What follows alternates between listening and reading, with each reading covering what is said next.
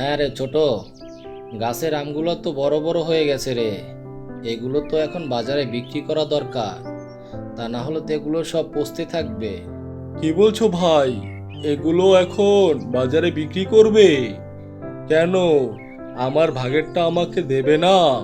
আরে বোকা, তোর ভাগেরটা তো তোকে দেবই।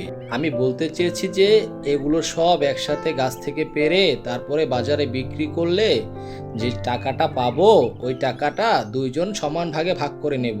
তাহলে আর কোনো সমস্যা হবে না।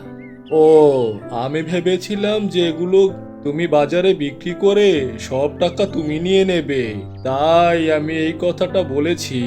যাক, তুমি যদি মনে করো এই আমগুলো সব বাজারে বিক্রি করার পর ওই টাকা দুইজন সমান ভাগ করে নিলে কোনো সমস্যা হবে না, তাহলে এটাই চূড়ান্ত হবে। হ্যাঁ, দেখ, কোথাও যদি কোনো পাইকার পাস আমাকে জানাস, তাহলে একদিনে সব আমগুলো পেড়ে তারপরে ওই পাইকারকে দিয়ে দেব। ঠিক আছে ভাই, আমি একটু বন থেকে ঘুরে আসি, দেখি কোনো খাবার টাবার পাই কিনা। যা যা, বনে যা। যদি কোনো পাইকারের সাথে দেখা হয় তাহলে পাঠিয়ে দিস, আমি এখানে বসে আছি। ঠিক আছে ভাই, আপনি থাকেন এখানে।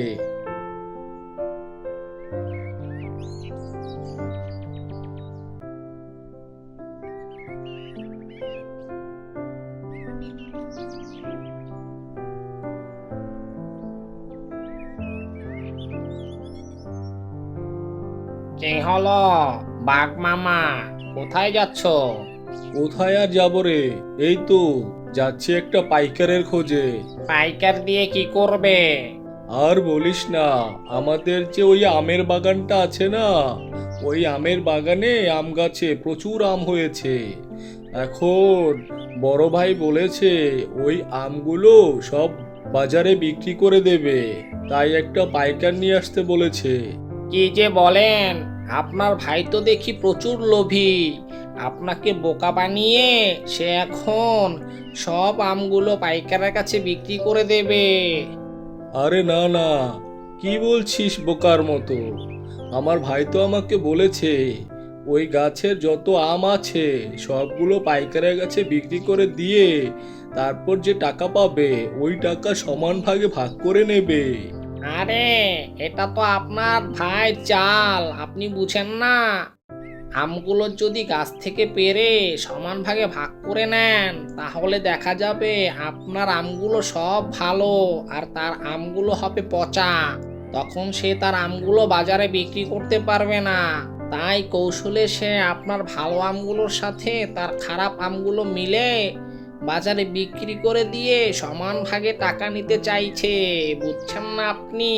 আসলেই তো ভাগ্নে, তুই যদি আমাকে এই কথাটা না বলতি তাহলে তো আমি প্রচুর ভাবে ঠকে যেতাম। আমার বড় ভাই আমার সাথে এরকমটা করতে পারলো? বিশ্বাসঘাতকতা আমি পছন্দ করি না। সে আমার কাছে নিজ ইচ্ছায় টাকা চাইতে পারতো, কিন্তু সে এই কৌশল করে আমাকে ঠকাচ্ছে। ঠিক আছে ভাগ্নে, তুই এখানে দাঁড়া, আমি এখনই ভাইয়ের সাথে দেখা করে আসছি।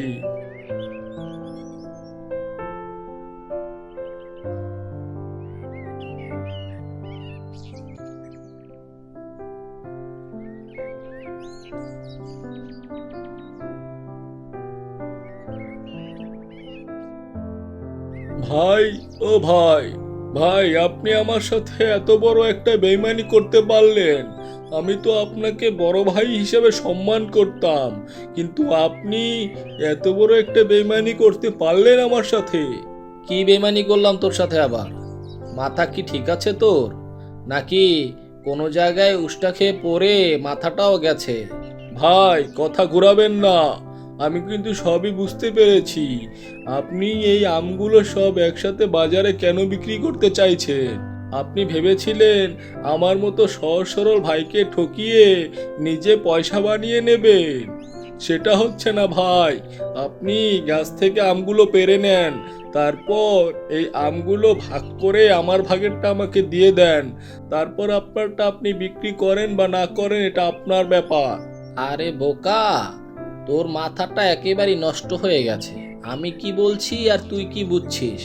আমি বলেছি সমস্ত আমগুলো একসাথে বাজারে বিক্রি করলে ভালো টাকা পাওয়া যাবে, আর ওই টাকা আমরা ভাগ করে নেব। তাহলে তো আর কোনো সমস্যা হবে না। না না ভাই, আমার এই একসাথে কোনো কাজ ভালো লাগে না। আমারটা আমাকে দিয়ে দিন, আপনারটা আপনি রেখে দিন। আচ্ছা ঠিক আছে, তোর যা ভালো মনে হয় তুই তাই কর। আমি আর তোকে কি বলবো বল। ঠিক আছে, আগামীকাল সকালে একসাথে সব আমগুলো পেড়ে তোর ভাগেরটা তুই নিয়ে যাস। ঠিক আছে ভাই, তাহলে সকালেই আমগুলো ভাগ করে নেব। আমি বন থেকে ঘুরে আসি। আচ্ছা যা, বনে গিয়ে যদি কোনো পাইকার পাস পাঠিয়ে দিস। আমার আমগুলো তো বিক্রি করতে হবে, এত আম তো আমি খেতে পারবো না। ঠিক আছে ভাই।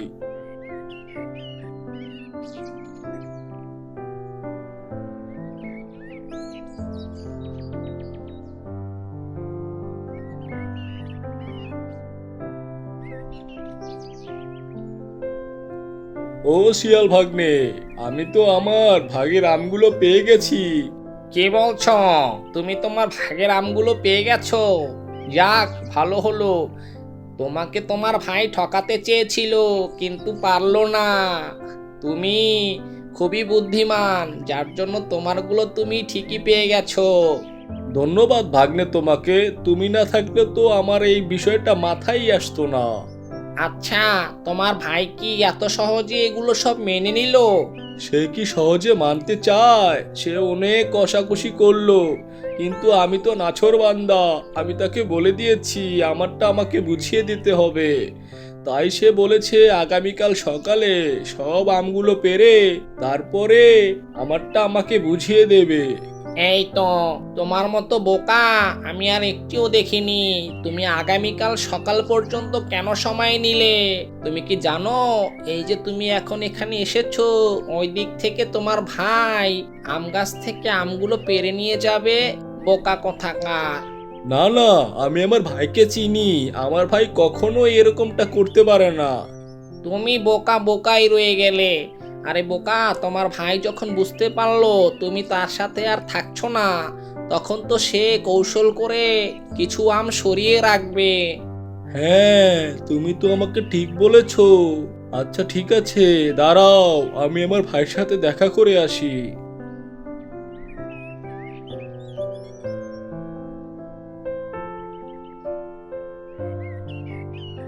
ও ভাই ভাই। আবার কি হলো তোর? আবার চেঁচাচ্ছিস কেন? ভাই, আগামীকাল পর্যন্ত আমি সময় পাবো না।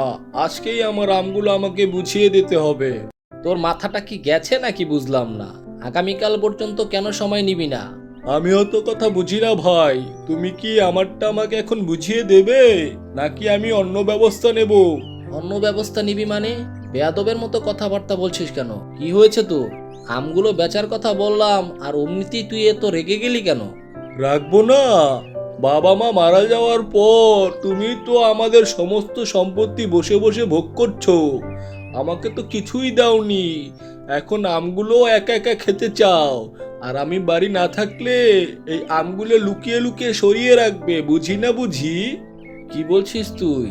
তুই আসলে পাগল হয়ে গেছিস। বাবা মা মারা যাওয়ার পর সমস্ত সম্পত্তি তো তোকে ভাগ করে দিয়েই দিয়েছি, তারপর এই কথা কেন বললি?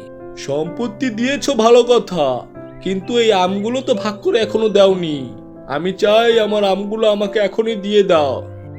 এখন আমি দিতে পারবো না। তোর ভালো লাগলে তুই পেরে নে, যা। তুমি দেবে না? আচ্ছা ঠিক আছে, দাঁড়াও, যখন তোমাকে কয়টা দেব তারপর ঠিকই দেবে। কি দিবি তুই আবার? দেখবে কি দেব, এই দেখো। এই থামো থামো, তোমরা মারামারি করো না, থামো থামো।